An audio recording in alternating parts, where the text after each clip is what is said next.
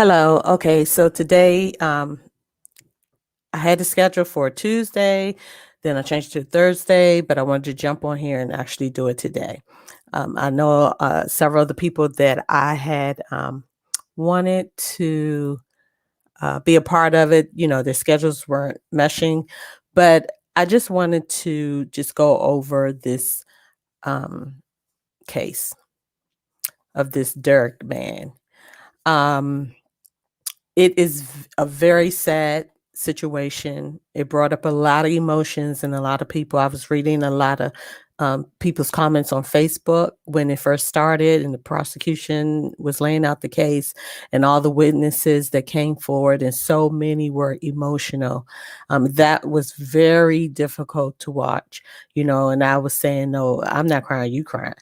But it was a very emotional situation going on, and I can only imagine how the family of George Floyd was feeling. And now the case has been turned over. Now the defense has come forward to lay out their case. And I will say that the prosecution is doing, I think, a pretty good job at cross examining the defense's witnesses, especially the one who said he believed that it was carbon monoxide that played a part, but then the prosecution kind of like broke that down, and he had to admit that there was no findings that carbon monoxide was attributed to the demise of George Floyd. And then another person said, oh, well, he had seizures because when he lost consciousness. Okay, then how did he lose consciousness? And why did he have to lose consciousness? So it's just amazing to me, what the defense witnesses are trying to say. And totally, it is not a good thing. I am hoping and praying that he will be found guilty of a charge, because I just can't see it being any other way.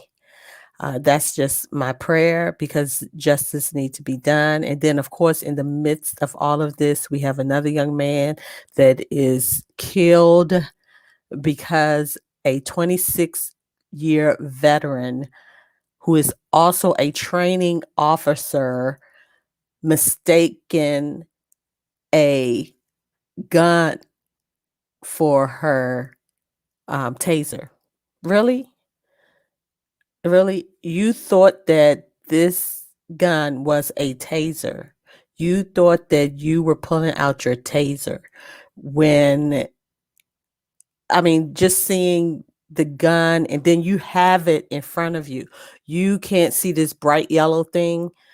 So, you know, it's just so sad, the situations that are occurring with our young Black males, as well as just Black people overall.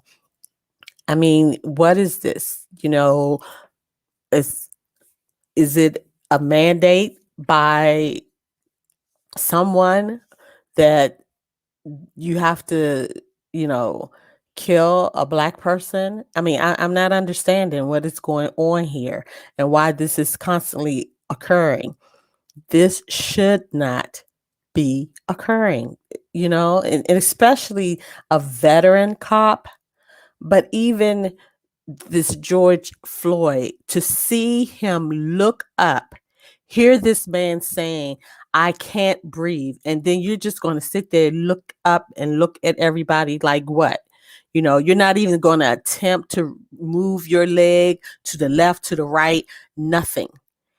And then your defense is going to try to come up with all these other scenarios or reasons for his death.